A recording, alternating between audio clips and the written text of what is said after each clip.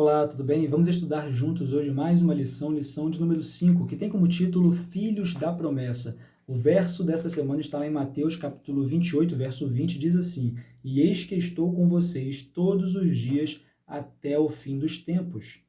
Bem, na lição anterior nós vimos ali um pouco da questão da aliança que Deus fez com Abraão.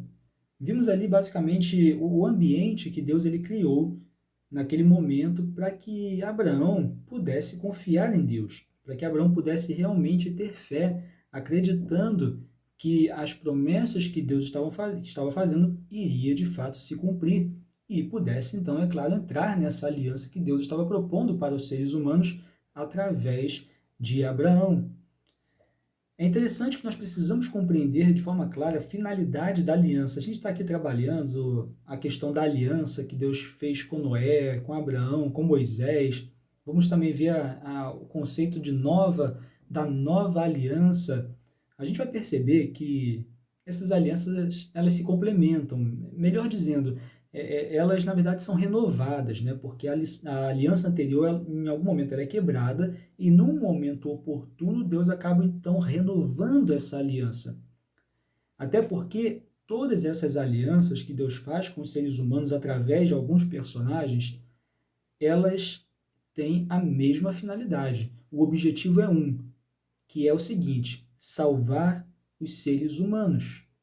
Salvar os seres humanos é a finalidade, é o grande objetivo da aliança ou das alianças que Deus faz com os seres humanos.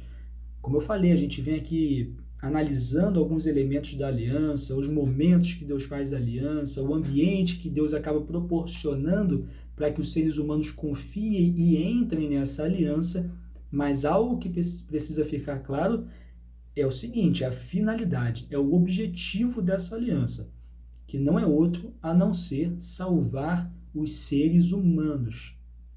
E vamos perceber na lição de hoje que, de fato, a aliança ela vale para nós hoje. Ela foi feita em alguns momentos oportunos, entre Deus e alguns personagens, mas personagens esses que estavam ali representando toda a humanidade, todas as pessoas.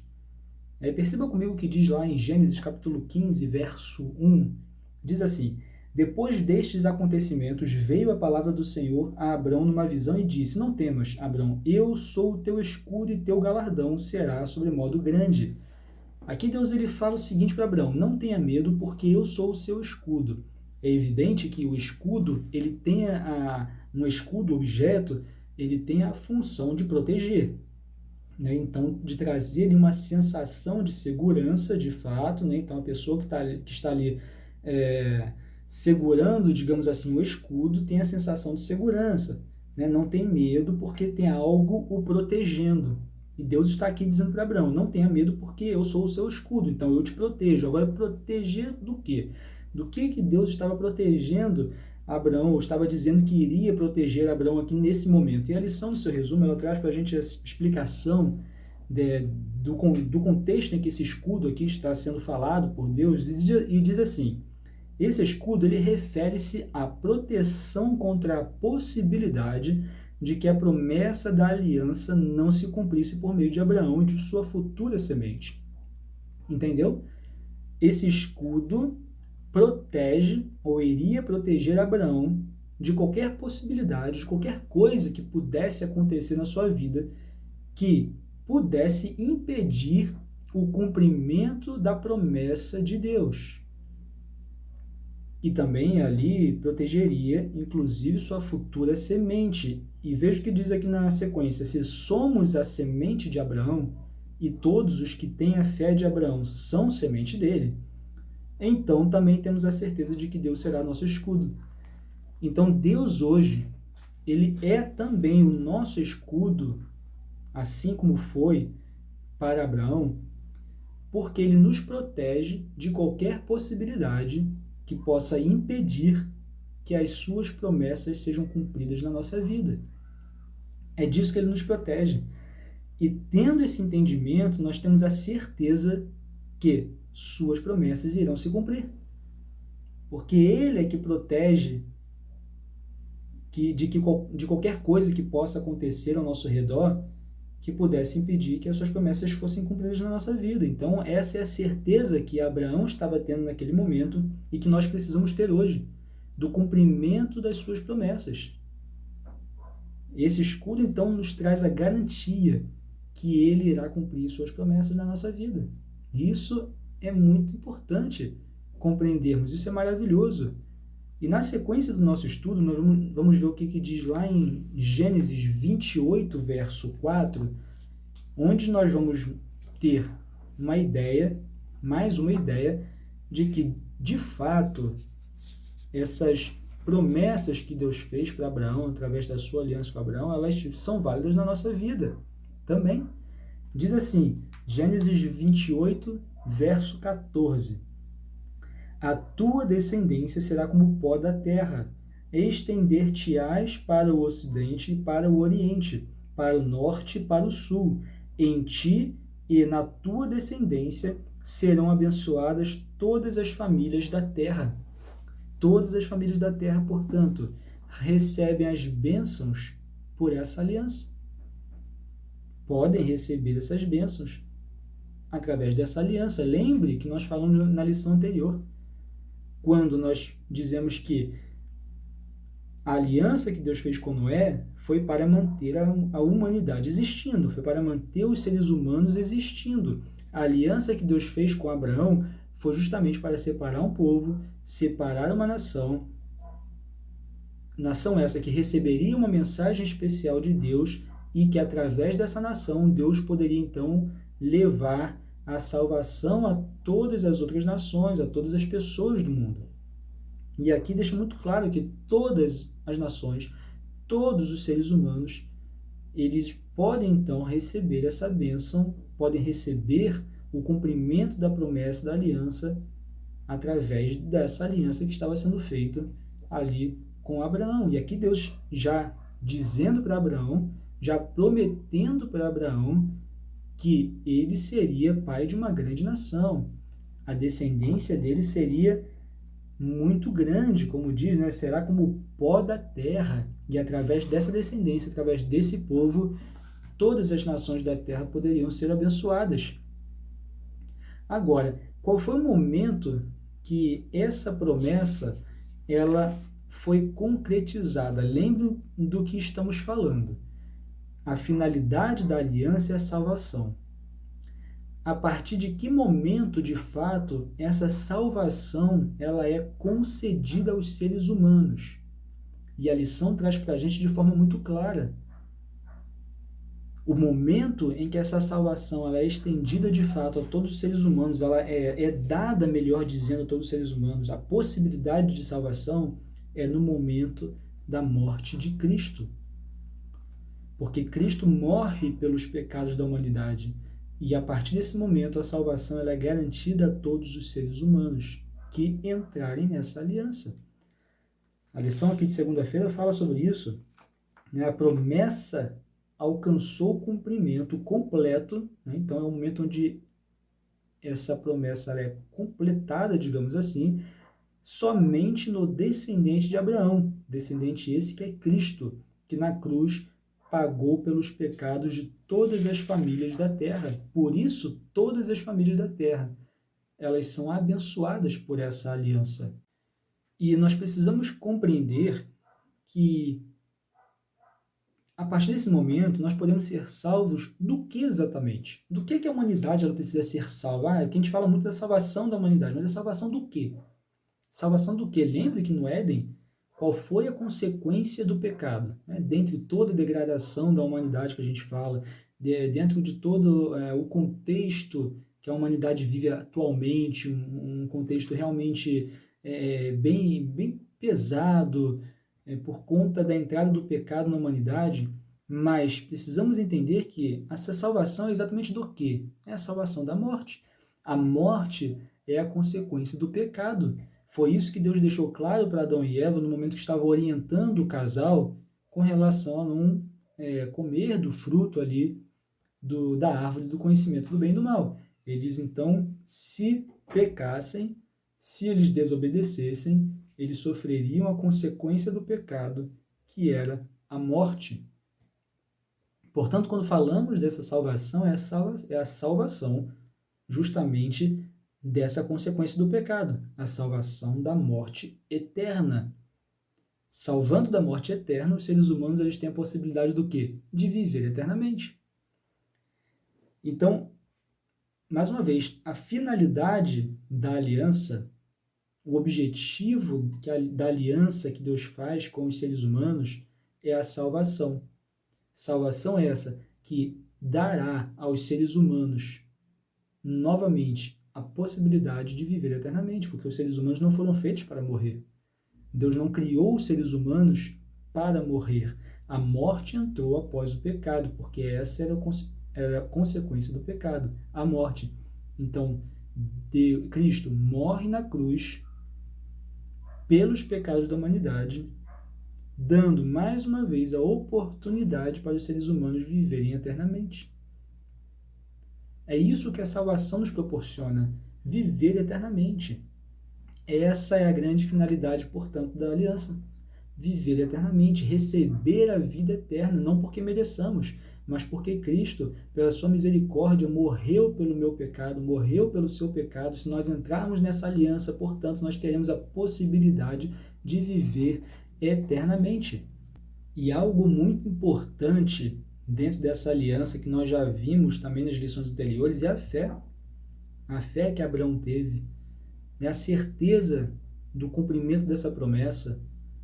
Mesmo que Abraão ele não viu em vida o cumprimento da promessa de Deus. Por exemplo, né, nós vimos aqui, lemos o último verso aqui de Gênesis 28, verso 14, onde Deus ele promete a Abraão que ele seria o pai de uma grande nação essa que então teria ali como incumbência justamente levar a salvação a outras pessoas, a outras nações. Abraão ele não vê em vida essa promessa, o cumprimento dessa promessa da sua grande descendência, né, que seria ali como pó, como a areia, incontável, portanto, seria o número dos seus descendentes. Abraão ele não vê em vida, mas ele teve fé, ele confiou, porque Deus ele foi mostrando em vários momentos que Abraão ele poderia confiar em Deus, que a promessa ela seria cumprida. Seria cumprida. Isaac, filho de Abraão, também não viu o cumprimento dessa promessa na sua vida. Jacó também não viu. Jacó, inclusive, ele recebeu mais uma vez ali, né, essa promessa. Veja lá o que fala em Gênesis, capítulo 46, verso 3. Acompanhe comigo. Gênesis 46, verso 3. Aqui, Deus falando com Jacó. Então disse: Eu sou Deus, o Deus de teu pai. Não temas descer para o Egito, porque lá eu farei de ti uma grande nação. A promessa Deus fazendo mais uma vez agora para o neto de Abraão, Jacó. O neto de Abraão recebendo a mesma promessa, ou seja, naquele momento, essa promessa de uma grande nação vindo de Abraão ainda não tinha sido concretizada.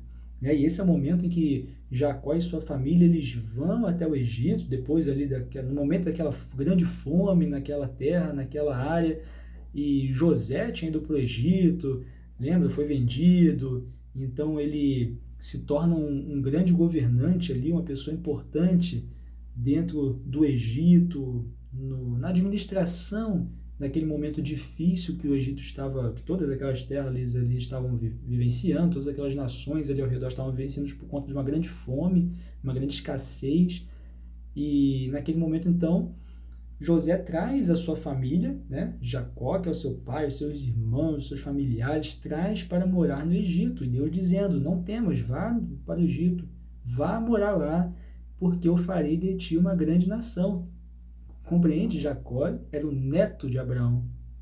E a promessa de uma grande descendência ainda não tinha sido concretizada.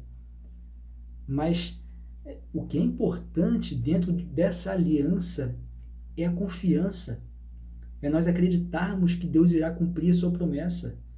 Mesmo que nós não venhamos a ver o cumprimento das promessas de Deus, sim, em vida agora, nós precisamos confiar, mesmo que aos nossos olhos pareça que as coisas não irão acontecer, mesmo que na nossa visão totalmente limitada, a gente não consiga perceber que Deus está trabalhando para cumprir as suas promessas, nós precisamos confiar, precisamos acreditar. E foi isso que Abraão fez. Não é à toa que ele é conhecido como o pai da fé. E precisamos ter a fé de Abraão. Não podemos olhar para a vida de Abraão e, como eu gostaria de ter a fé. Não, precisamos ter. Precisamos ter fé, precisamos acreditar, precisamos ter o olhar da fé, que é aquilo que enxerga mais do que nós conseguimos literalmente enxergar. É permitir que Deus, de fato, continue seu trabalho e nós confiando que Ele está trabalhando para o cumprimento das suas promessas. E é evidente que, logo, a promessa da salvação, ela de fato se concretizará com os seres humanos sendo salvos. Porque, lembra que nós falamos, o momento que essa promessa ela acaba sendo completada, que é na morte de Cristo na cruz, é o momento que, de fato, os seres humanos agora, com a morte de Cristo, eles têm a possibilidade de ser salvos. Eles podem se agarrar e ter a possibilidade de ser salvos. Mas esse momento, ele de fato chegará com o retorno de Jesus, onde de fato, finalmente, seremos salvos do pecado, porque o pecado deixará de existir. Pecado deixando de existir, nós viveremos eternamente. Continuando aqui no nosso estudo dessa semana, lembrando que, como nós já viemos falando, o povo de Israel seria separado, essa descendência de Abraão, ela seria de fato separada para cumprir uma missão de, por meio deles, a salvação chegar às outras pessoas. Diz aqui no finalzinho da lição de quarta-feira, um texto de parábolas de Jesus, o povo de Israel deveria ocupar todo o território que Deus lhes havia designado. As nações que rejeitassem o culto ou o serviço do verdadeiro Deus deveriam ser desapossadas. Era propósito de Deus, porém, que pela revelação de seu caráter, por meio de Israel, os homens fossem atraídos a ele. O convite do evangelho deveria ser transmitido a todo mundo. Pela lição do sacrifício simbólico, Cristo deveria ser exaltado perante as nações e todos os que o olhassem viveriam. Aqui, então, essa missão do povo de Israel é justamente revelar o caráter de Deus. E essa é a missão, essa é a nossa missão, a missão da igreja. A lição faz esse paralelo com o povo de Israel, que foi um povo que no final o povo judeu acabou rejeitando a Cristo, não reconheceu Cristo Jesus como Messias, acabou rejeitando essa mensagem, e essa mensagem hoje é nossa também. Portanto, nós temos essa missão de revelar o caráter de Cristo, revelar o caráter do Pai para as pessoas e atrair, portanto, outras pessoas para a salvação. Precisamos atrair as pessoas, essa é a grande missão da nossa vida. Nós não temos outra missão nessa vida.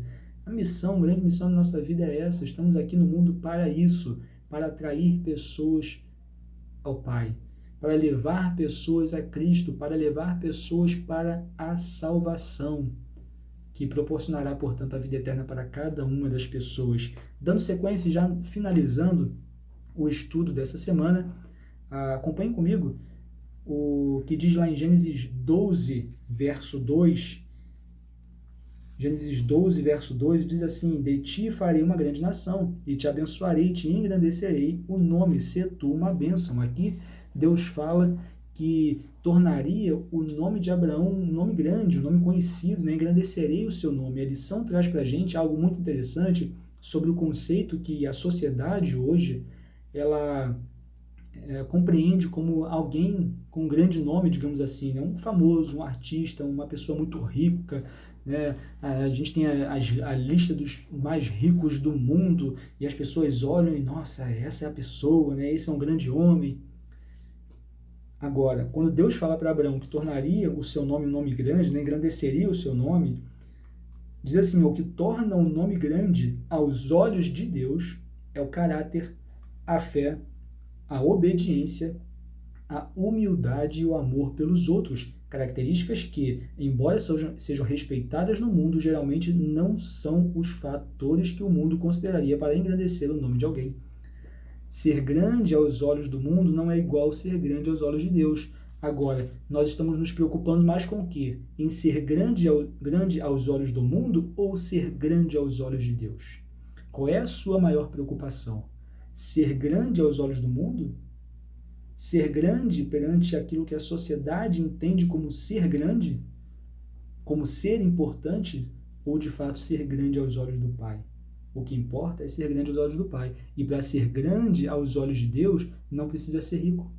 Para ser grande aos olhos de Deus, não precisa ter uma profissão que a sociedade compreende que é a melhor profissão do mundo. Ser grande aos olhos de Deus, todos podemos ser, porque o que é ser grande aos olhos de Deus? É o caráter que conta, é a fé, é a obediência, é a humildade, o amor pelos outros. E para isso, todos podemos ser grandes aos olhos de Deus.